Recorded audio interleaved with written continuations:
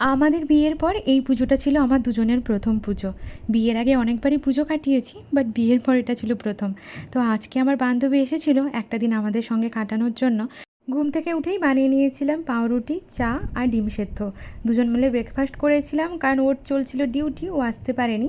তার জন্য তারপরে আমরা বিরিয়ানি বানিয়ে নিলাম। হাজব্যান্ড ওখান থেকে ফোন করে বলেছিল যে আজকে দুপুরে যেন বিরিয়ানি বানানো হয়। তো আমি তার জন্য বিরিয়ানিটাও রেডি করে দিলাম। এখানে চিকেনটা ভালো করে কষিয়ে তারপরে আমি বিরিয়ানিটা ভাপে বসিয়ে দিয়েছি।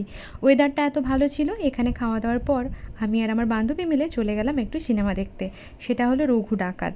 সিনেমাটা আমাদের মোটামুটি খারাপ লাগেনি, আমার তো বেশ ভালোই লেগেছে।